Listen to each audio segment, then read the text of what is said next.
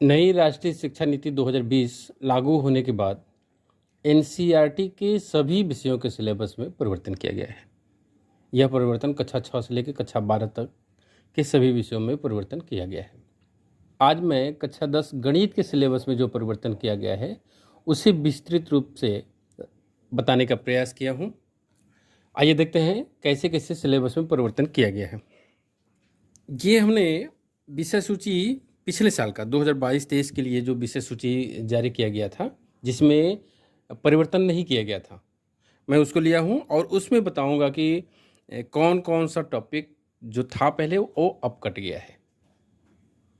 तो शुरुआत करते हैं। जैसे पहला पार्ट है वास्तविक संख्याएं, जिसमें भूमिका नहीं पढ़ना है, यूक्लिड विभाजन प्रमेयिका नहीं पढ़ना है, जो कि 2022-23 में पढ़ना था।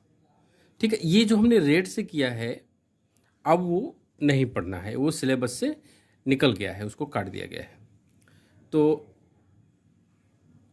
अंकगणित की आधारभूत प्रमेय ये पढ़ना है, अपरिमेय संख्याओं का पुनर्भ्रमण ये पढ़ना है, जबकि परिमेय संख्याओं और उसके दशमलव प्रसारों का पुनर्भ्रमण ये नहीं पढ़ना है।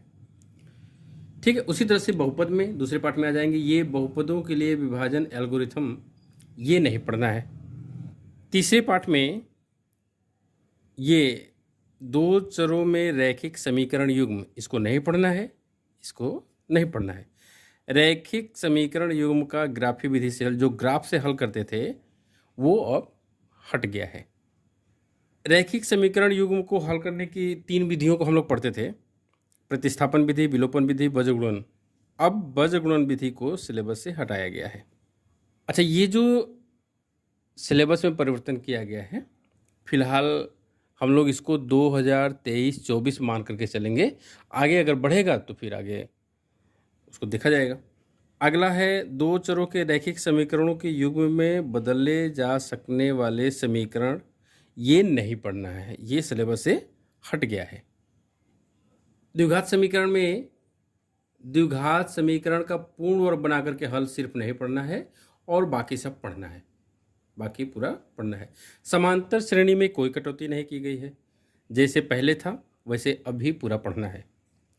त्रिभुज में समरूप त्रिभुजों के क्षेत्रफल इसको नहीं पढ़ना है और पाइथागोरस प्रमेय नहीं पढ़ना है।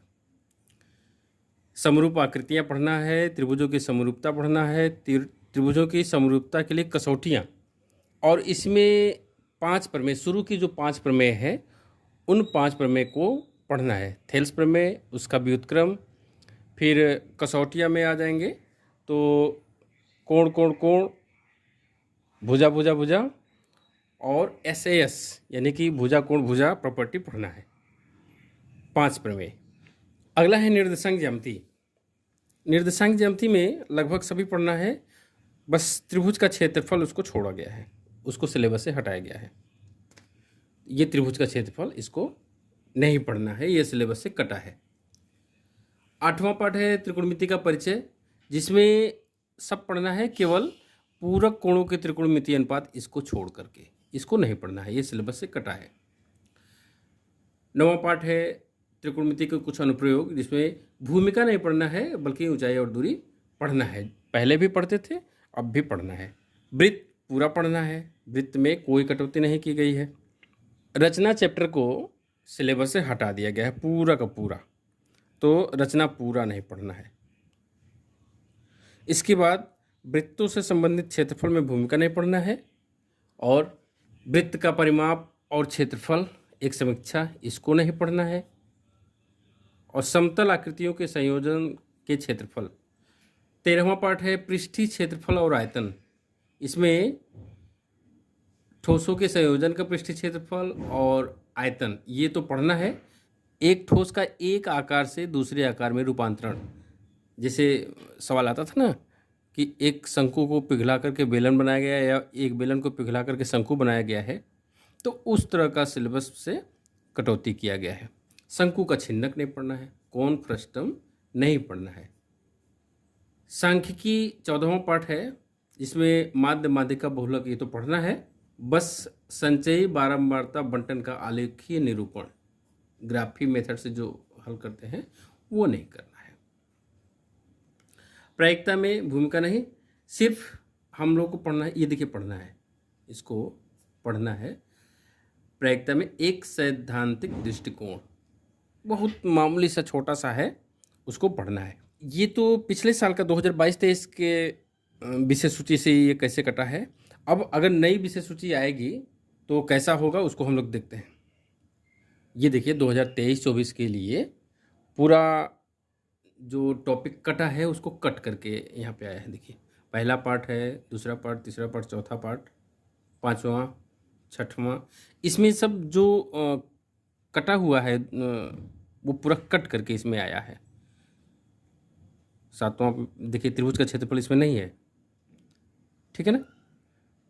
त्रिकोणमिति का ये पढ़ना है। इसमें देखिए अनुप्रयोग में ऊंचाई और दूरी, सब पूरा जो केवल पढ़ना है सिर्फ वही दिया है।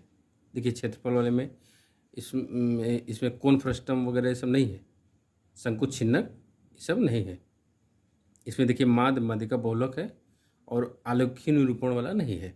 वृत्त के बाद रचना वाला चैप्टर होता था ना, तो वृत्त के बाद रचना को हटा दिया गया है पूरा, और हो गया है प्रायिकता, एक सैद्धांतिक दृष्टिकोण।